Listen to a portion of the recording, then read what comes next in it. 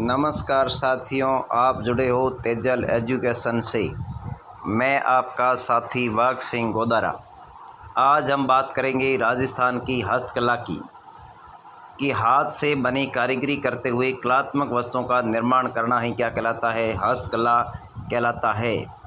उसके बाद में बात करें हस्तकला का केंद्र है वो कहाँ है, तो बोरा नाडा है। और बोरा नाडा कहाँ पड़ता है, तो बोरा नाडा पड़ता है जोधपुर। और जोधपुर में जोधपुर कैसा, ग्रामीण जोधपुर। उसके बाद में बात करें कि हस्तकला का तीर्थ स्थान कौन सा है, तो हस्तकला का तीर्थ स्थान है वो है जयपुर। कौन सा पुर है, जयपुर। इस बात का भी साथियों ध्यान रखना है। फिर अगर हम बात करें हस्तकला की आत्मा, तो हस्तकला की आत्मा है वो क्या कहलाती है, मीनाकारी कहलाती है। क्या कहलाती है, मीनाकारी कहलाती है। इस बात का भी हम लोगों को क्या रखना है, ध्यान। उसके बाद में साथियों देखिए, हस्तकला एक प्रकार का लघु उद्योग है तथा राजस्थान को हस्तकला का अजायब घर कहते हैं। राजस्थान को क्या कहा जाता है हस्तकला का, तो राजस्थान को ये अजायब घर, और अजायब घर किसका, हस्तकला का अजायब घर कहते हैं। उसके बाद में अगर बात की जाए साथियों कि हस्तकला को राजसिकों द्वारा संरक्षण दिया जाता है, यानी इनकी स्थापना 3 जून 1961 में और कहाँ की गई, तो जयपुर के अंदर। उसके बाद में साथियों बात की जाए हस्त निर्मित वस्तुओं को की राजस्थली के नाम से भी इसे जाना जाता है।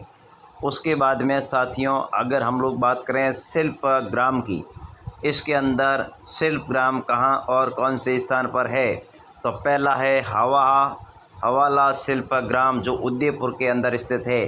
दूसरा अगर बात की जाए 2 नंबर पे अगर बात की जाए तो जवाहर कला केंद्र जयपुर। उसके बाद में साथियों तीसरे नंबर की अगर बात की जाए तो वो पाल शिल्प ग्राम जोधपुर। इस बात का भी हमें लोगों को ध्यान रखना है। उसके बाद में साथियों देखिए थेवा कला। अब ये थेवा कला कहाँ है, तो प्रतापगढ़ है। उसके बाद में इस थेवा कला के बारे में हम लोग समझ पा रहे हैं कि क्या, और बेल्जियम कांच पर बन हरे रंग को आधार मानकर की जाने वाली स्वर्णिम नक्काशी क्या कहलाती है, तो थेवा कला कहलाती है। बेल्जियम कांच पर हरे रंग को आधार मानकर की जाने वाली स्वर्णिम नक्काशकारी है जो क्या कहलाती है, तो ये थेवा कला कहलाती है। अगर बात की जावे साथियों कि इसका प्रवर्तक कौन है, तो प्रवर्तक की अगर बात की जाए तो इसका प्रवर्तक है वो नाथूजी सोनी है।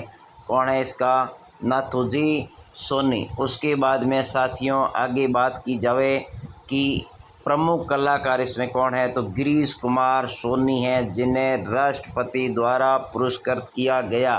तो कब किया गया, अगर बात आए जो ये पुरस्कार इन्हें 2001 के अंदर दिया गया। उसके बाद में अगर इसके साथ में और कौन था, तो महेश विजय राम सोनी हैं, उसे भी पद्म श्री पुरस्कार दिया गया। और वो कब दिया गया, 2005 के अंदर। तो देखिए साथियों इस प्रकार से राजस्थान की हस्तकला के बारे में हमने जाना कि राजस्थान की हस्तकला हाथ से कारीगरी करते हुए कलात्मक वस्तुओं का निर्माण करना ही क्या कहलाता है, हस्तकला कहलाता है। हस्तकला का केंद्र है वो बोरा नाडा, और बोरा नाडा में कहाँ है, जोधपुर। हस्तकला का अगर बात की जाए तीर्थ की, तो तीर्थ का ध्यान रखना है कि ये कहाँ है, तो ये है जयपुर के अंदर। उसके बाद में साथियों अगर बात की जाए हस्तकला की आत्मा, तो आत्मा है वो क्या कहलाती है, तो क्या कहलाती है, देखिए मीनाकारी कहलाती है। उसके बाद में हस्तकला एक प्रकार का लघु उद्योग है तथा राजस्थान को हस्तकला का अजायब घर कहते हैं। इस बात का भी हम लोगों को क्या रखना है, ध्यान रखना है साथियों। उसके बाद में हस्तकला को राजसिकों यानी स्थापना द्वारा संरक्षण दिया जाता है जो जून भी कितनी, 3 जून 1961 जयपुर के अंदर। उसके बाद में हस्त निर्मित वस्तुओं को राजस्थली नाम से जाना जाता है, यानी हस्त निर्मित वस्तुओं को राजस्थली नाम से जाना जाता है और इस नाम से इसे क्या किया जाता है, बेचा जाता है। इस बात का भी साथियों ध्यान रखना है। सारे हस्तलिखित नोट्स के द्वारा आपको समय समय पर इस प्रकार के नोट्स उपलब्ध करवाए जाएंगे। धन्यवाद। मिलते रहेंगे अगले वीडियो में। जब तक बने रहिए साथियों। बहुत बहुत आपका आभार। धन्यवाद।